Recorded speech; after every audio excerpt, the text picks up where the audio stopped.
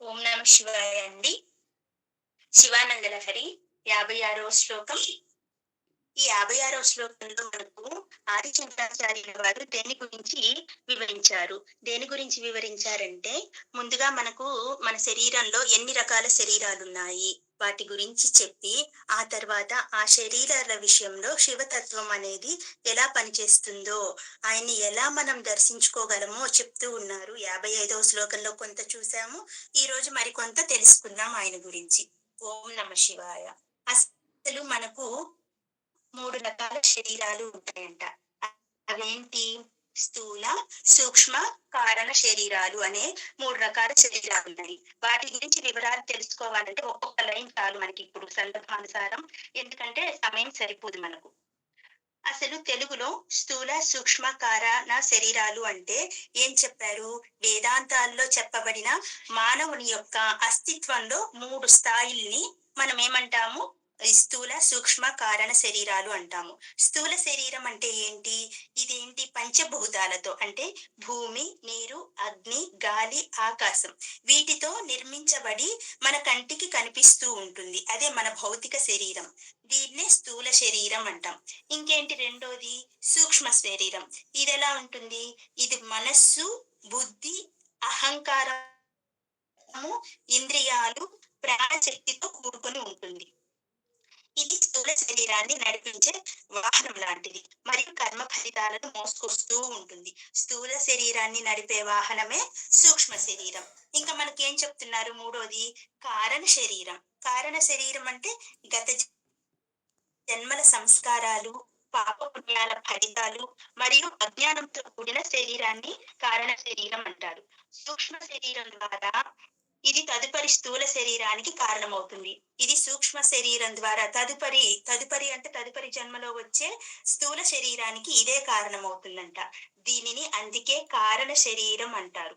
ఈ 3 శరీరాలు కలిసి ఒక వ్యక్తి యొక్క పూర్తి అస్తిత్వాన్ని ఏర్పరుస్తాయి.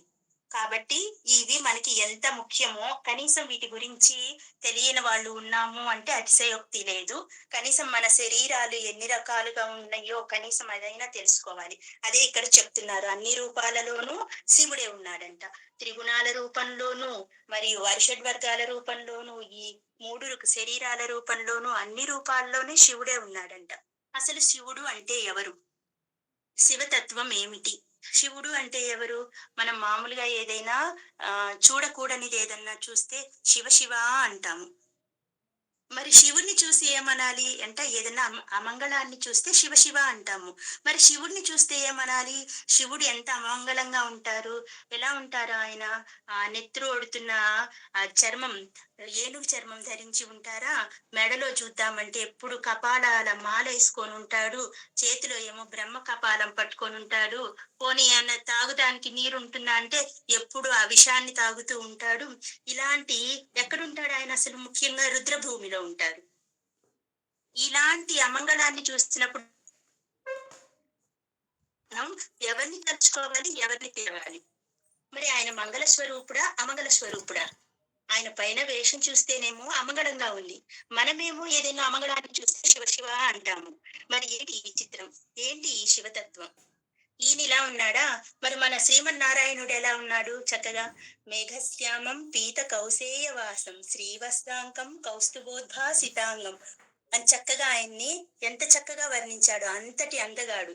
మరి అంతటి అందగాడిని వదిలేసి ఈ శివుణ్ణి ప్రార్థించటం ఏమిటి కదా? ఎందుకు ఈ శివుని ప్రార్థించడం అందరికీ ప్రశ్న. ఎందుకంటే అంతటి అందగాడే వచ్చి శివుణ్ణి ప్రార్థించాడు. మనం ఆల్రెడీ చెప్పుకున్నాం. దేనికోసం ప్రార్థించాడు? అందరికంటే ముందుగా ఆయనలోని అర్ధ శరీరాన్ని కోరుకుందే శ్రీమన్నారాయణుడే. అంతటి అందగాడు మొట్టమొదటిసారిగా శివుణ్ణి చూసి, శివుడి రూపాన్ని చూసి మోహించి అతనిలోని అర్ధ శరీరాన్ని కోరుకున్నాడు. దానికోసం ఆయన పాదాల దగ్గర కూర్చొని అమోఘమైన పూజ చేశారు. ఆయన అమోఘమైన పూజ చేసి చివరికి హరిహర స్వరూపము అనే గొప్ప శరీరాన్ని పొందాడు. శివుడిలో సగం శరీరాన్ని మొట్టమొదటిగా పొందింది మనం అందగాడు అని చెప్పుకుంటున్న ఆ శ్రీమన్నారాయణుడే. అంతటి అందగాడే మోహించాడు పొందాడంటే మరి ఈయన మంగళ స్వరూపుడా లేకుంటే అమంగళ స్వరూపుడా? అదే చిన్న ధర్మ సూక్ష్మం అన్నమాట. ఆయన అలా పొందింది కాకుండా ఆయనేం చేశాడు, మళ్ళీ పార్వతీదేవి కూడా ఆయనలో అర్ధ శరీరాన్ని కావాలి అని కోరుకుంటే, ఇది స్కంద పురాణంలో ఉందండి చక్కగా. ఆమెకు శివ అష్టోత్తర శతనామాల గురించి, ప్రతి నామం యొక్క విశిష్టతను, వివరణను ఇస్తూ ఆయన పూజ చేపించి, ఆమెకు కూడా అర్ధనారీశ్వర తత్వం వచ్చేలాగా అనుగ్రహించారు నారాయణుడు. ఎందుకంటే నారాయణ, నారాయణి అన్నా చెల్లెళ్ళు కదా ఇద్దరు. ఇద్దరు కూడా శివుడు అందాన్ని చూసి మోహించి శివుడి యొక్క అర్ధ శరీరాన్ని కోరుకున్న వాళ్ళే. మరి ఈయన మంగళ స్వరూపుడు అంటానికి ఇంకింతకంటే పెద్ద సాక్ష్యం కావాలా అంటున్నారు మనకి చక్కగా ఆదిశంకరాచార్యుల వారు. ఇంకా ఏమంటున్నారు, శివుణ్ణి ఏమంటారు, అరూపరూపి అంటారు. అరూపరూపి అంటే రూపం ఉన్నవాడనా రూపం లేనివాడనా అర్థము? ఏంటి అర్థము? రూపం ఉన్నాడు, రూపం లేదు అనుకుంటే లింగం ఎదురుగ్గా కనపడుతూ ఉంటుంది మనకు. మన రూపం లేదని ఎట్లా చెప్తాము? పోని రూపం ఉంది అందాము అంటే లింగమే కనపడుతుంది, చేతులు కాళ్ళు కనపడలేదు. మరి ఎలా రూపం లేదు అని చెప్తాము, రూపం ఉందని ఎలా చెప్తాము? కాబట్టి అరూపరూపి అయ్యాడు. ఇంకా అర్ధనారీశ్వరుడయ్యారు. అర్ధనారీశ్వరుడు సంగతి చెప్పనవసరమే లేదు. అర్ధనారీశ్వరుడి గురించి చెప్పాలంటే శారదానంద లహరి అని ఒక ఇలాగే ఉంది, శివానంద లహరి లాగా 100 శ్లోకాలు ఉంది అమ్మవారి గురించి. అందులో అమ్మవారి గురించి ఎంత చక్కగా చెప్తారో. అమ్మా, మీరిద్దరేమో లోకానికి మాతాపితలు, మరేమో నీ 2 స్తన్యాల నుంచి నీ 2 పిల్లలు పాలు తాగేస్తూ ఉన్నారు, మరి మేమేం తాగాలి?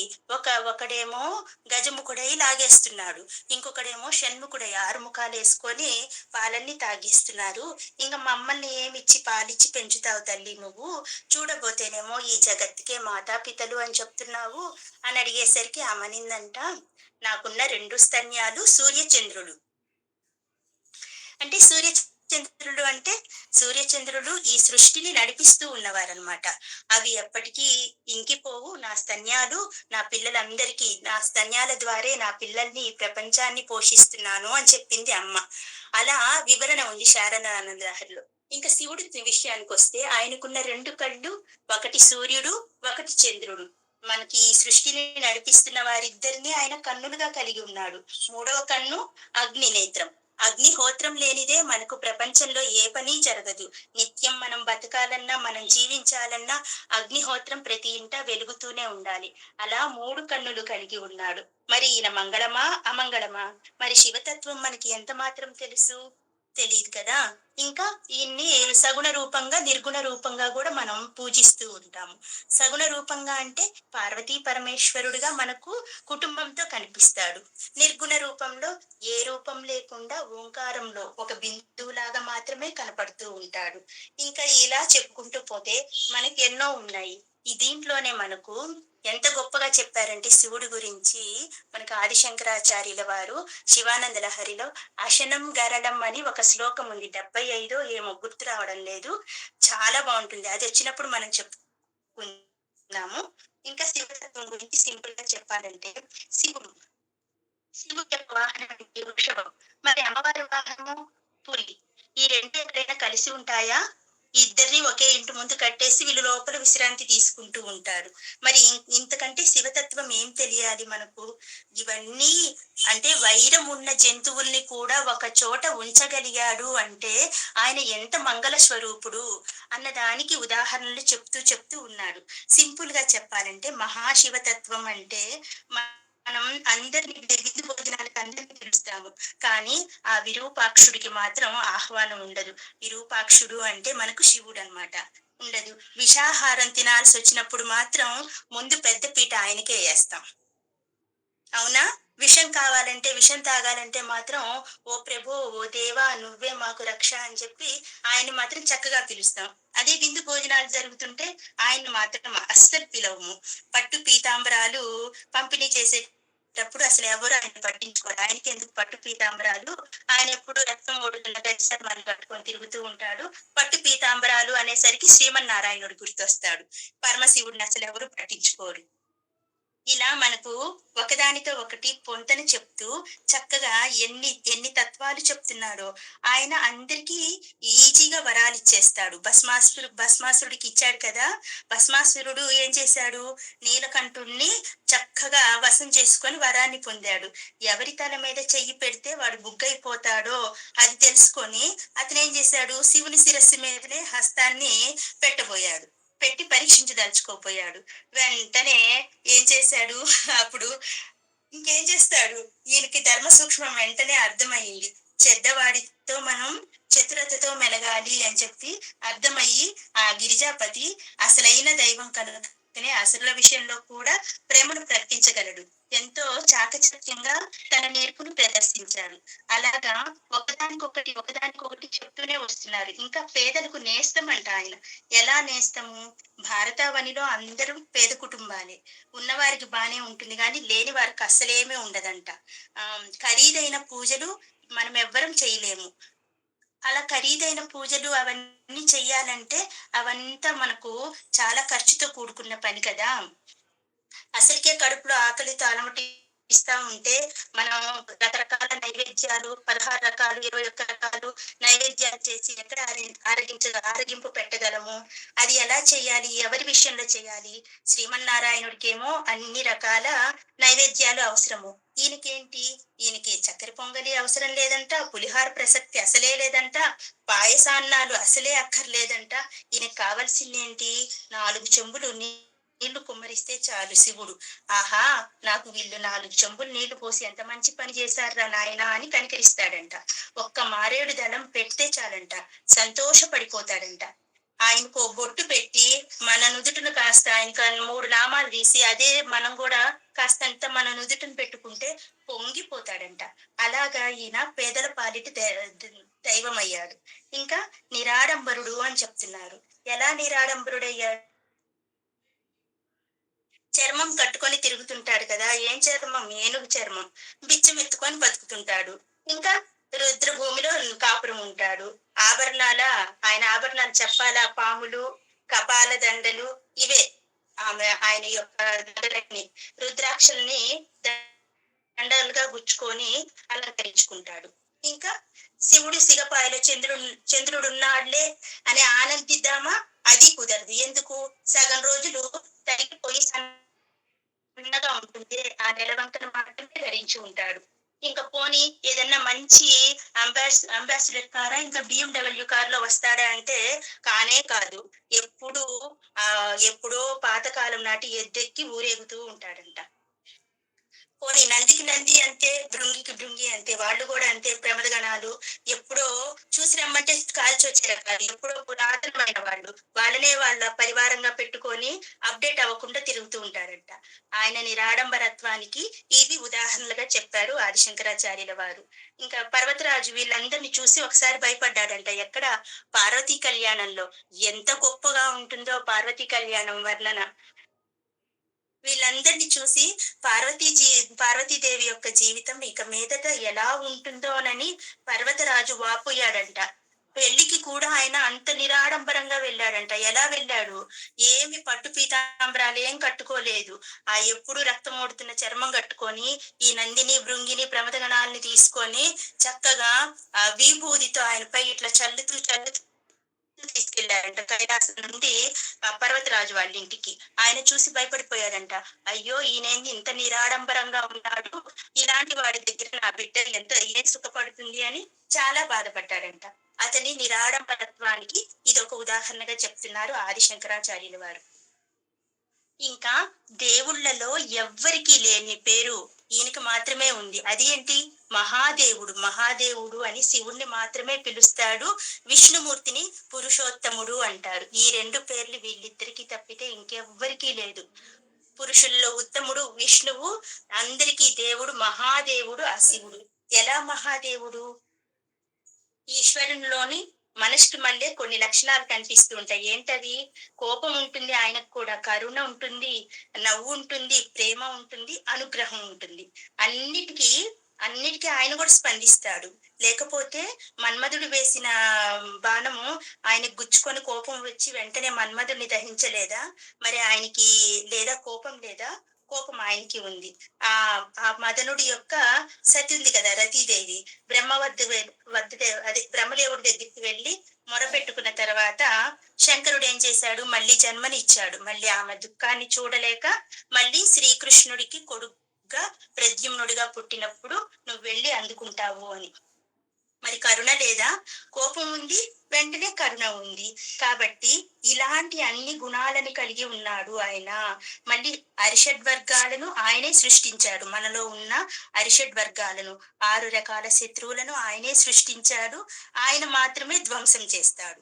కాబట్టి ఇలాంటి త్రిగుణాలను, అరిషడ్వర్గాలను, ఇంద్రియ నిగ్రహాన్ని, మనో నిగ్రహాన్ని ఇలాంటివి ఆయన కలిగి ఉన్నాడు. మళ్ళీ ఆయన వీటన్నిటికీ అతీతుడు. కాబట్టే ఇన్ని రకాల పోలికలు ఉన్నాయి కాబట్టే ఉన్నాడు లేడు, ఉంది లేదు అని చూపిస్తూ ఆయనకి మహాదేవుడు అని పేరొచ్చింది. త్రిగుణాలతో పాలిస్తూ ఉంటాడు, మళ్ళీ త్రిగుణాలకు అతీతుడు. అరిషడ్ వర్గాలను జయించాడు ఆయన, మళ్ళీ అరిషడ్ వర్గాలతోనే అందరి సృష్టి చేస్తూ ఉంటాడు ఆయనే. కాబట్టి మహాదేవుడు అతీతుడు, మళ్ళీ దానిని భరించేవాడు. ఈ రెండింటిని చూపిస్తూ ఆయనకి మహాదేవుడు అనే పేరుని ఆపాదించాడు. ఇంకా స్త్రీల వైపు ఎక్కువగా దీంతో ఉంటారంట, అంటే స్త్రీవాది అంటారు ఆయన. ఎందుకు? శివుణ్ణి మించిన స్త్రీ పక్షపాతి ఇంకొకరు ఉండదంట. ఎందుకని? ఆకాశంలో సగం ఆడవాళ్ళు అని మనం చెప్తూ ఉన్నాం కదా.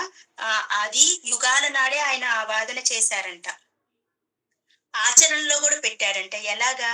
తనలో సగభాగాన్ని పార్వతీదేవికి ఇచ్చి అర్ధనారీశ్వరుడయ్యాడు కదా. అలా అప్పుడే యుగాల నాడే, ఇప్పుడు మగాని మనం ఆడవాళ్ళకి అన్నిట్లో ముందు స్థానం అన్నాం కానీ ఆయన ఎప్పుడో ఇచ్చేశాడు. తన శరీరంలో సగదేహాన్ని ఇచ్చేసి పార్వతీదేవికి చక్కగా ఆయన పార్వతీపతి అయ్యాడు. ఇంకా శివపార్వతులు ఇద్దరిని కలిపి ఆది దంపతులు అంటారు. శివపార్వతులు ఇద్దరు ఆది దంపలు. ఒకరంటే ఒకరికి పంచ ప్రాణాలు. పార్వతీదేవి హిమవంతుని కూతురు కదా, కలిగిన వారింట పుట్టిన పిల్ల కదా. మరి బాల్యంలో ఎన్ని భోగభాగ్యాలు అనుభవించిందో ఆమె. కానీ జంగమయ్యను చేరాక ఆయన ఏం చేశాడు? అదంతా మటుమాయమైపోయింది. కపాలం పట్టుకొని భిక్ష చేస్తా ఉన్నాడు. ఆ భిక్ష అన్నమే తీసుకొచ్చి ఆమెకు కూడా పెట్టేవాడు. ఆమెను కూడా తీసుకెళ్లి శ్మశానంలోనే కాపురం ఉండమనేవాడు. ఎగుడు దిగుడు నేత్రాలతో ఉండేవాడు. కాబట్టి ఆయన అట్లా ఉన్నా కానీ ఈమె ప్రేమించి మరీ అతనే కావాలి అని కాత్యాయని దేవిగా ఆయన్నే తపస్సు చేసి ఫలంగా పొందుకుంది. ఎవరిని? చక్కగా ఈయన్నే ఫలంగా పొందింది ఆమె.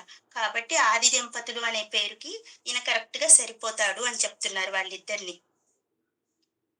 ఇంకా ఎలా అయ్యారు ఆది దంపతులు? క్షీరమదనం వేళ అమృతం పుడితే అందరేమో మాకు మాకు అన్నారు. విషం పుడితే మాత్రం అది ఒక మహాదేవుడికే అన్నారు. అప్పుడు ఆయన ఏం చేశాడు? ఆమె వైపు ఓరకంట చూశాడు. చూసి చూడగానే ఆమె సరే తాగేయమంది. ఎంత ఇద్దరి మధ్య ఎంత అండర్స్టాండింగ్ చూడండి. అందుకనే వీళ్ళిద్దరు ఆది దంపతులయ్యారు. అలా మనకు ఇంకా చెప్పాలంటే దక్షిణామూర్తి స్వరూపం ఉంది. ఇలా ఎన్నో తత్వాలు ఉన్నాయి. ఆయన శివుడు గురించి చెప్పాలంటే, శివతత్వం గురించి చెప్పాలంటే ఒక పూటలో అయ్యే విషయం ఏం కాదు. మనం ఊరికి మనకు కనిపించే కొన్ని రూపాల వరకే చెప్పుకొని ముగించుకుంటున్నాం. శివతత్వం ఇలా శివుడి గురించి చక్కగా ఆయన చెప్తూ, ఆయన ఇంత నిరాడంబరంగా ఉన్నారు చూడు అని చెప్పి మనందరికీ ఆయన శివతత్వాన్ని గురించి ఈ 56వ శ్లోకంలో 55వ శ్లోకంలో చక్కటి వివరణ ఇచ్చారు ఆదిశంకరాచార్యుల వారు. మనం కూడా శివతత్వం ఎరిగి మనలో ఉన్న శివుణ్ణి గుర్తించి, మనలోనే ఉన్నాడు చెప్పాం కదా, మనలో జఠరాగ్ని రూపంలో శివుడు ఉన్నాడు. ఆయన ఏం చేస్తాడు? టైంకి ఆకలైనప్పుడు అన్నం అంటాడు. ఆ అన్నం ఉప్పు లేకపోయినా సరే తినేస్తాము. మనకి నాలుక మాత్రమే రుచుల్ని కోరేది, లోపలున్న శివుడు కోరడు రుచుల్ని. ఆ తర్వాత మనం ఏం చేస్తాము? మజ్జిగన్నం తింటాము, పప్పన్నం తింటాము, పచ్చడన్నం తింటాము, స్వీట్ తింటాము, హాట్ తింటాము. అన్ని వరుసగా నాలిక దాటిన తర్వాత నరకంలో పడుతుంది. ఆ నరకం అంటే కడుపు. ఆ కడుపు అనే నరకంలో పడితే అన్ని కలిసిపోతాయి. మనం తిన్నది బయటికి వస్తే మనమే చూసి అసహించుకుంటాం. అలాంటి మన ఆహారాన్ని ఆయన లోపలికి తీసుకొని అన్ని కలగలపంగా కలగుమ్మటంగా ఉన్న వాటిని తీసుకొని ఎటువంటి అసహ్యం లేకుండా పచనం చేసి, జఠరాగ్ని రూపంలో పచనం చేసి దాన్ని తెల్లవారేసరికి శక్తిగా మార్చి దాన్ని రక్తంగా మన శరీరంలో పంపిణీ చేస్తుంది ఆయన. రక్తం తయారు చేసే ఫ్యాక్టరీలు గాని, సంస్థలు గాని ఈ ప్రపంచంలో ఏవీ లేవు. అది ఒక్క శివుడు మాత్రమే చేయగలడు. శివుడు మాత్రమే చేయగలిగిందేంటి? మన శరీరానికి కావలసిన శక్తిని ఇస్తున్నాడు ఆయన. అలాంటి శివుడిని, మనలో ఉన్న శివుడిని గుర్తించమంటున్నాడు ఆది శంకరాచార్యులు. ఎక్కడెక్కడో వెతుకుతారెందుకు? నీలో ఉన్న శివుడిని నువ్వు ముందు గుర్తించు. ఆయన తత్వాన్ని ఎరుగు. మనం తిన్నదాన్ని మనమే అసహ్యించుకుంటాం. అలాంటిది ఎన్ని పడేసినా, డస్ట్‌బిన్‌లో పడేసినట్టు పడేసినా కానీ, ఆయన ఏమాత్రం కూడా చీదర లేకుండా చక్కగా మన శరీరానికి ఇంతటి ప్రాణాధారమైన శక్తిని అందజేస్తున్నాడు కాబట్టి, ఆయన తత్వాన్ని ఎరిగి నడుచుకోవాలి అని ఆది శంకరాచార్యులు చెప్పినట్టు మనం కూడా చేద్దాం. ఓం నమ శివాయ.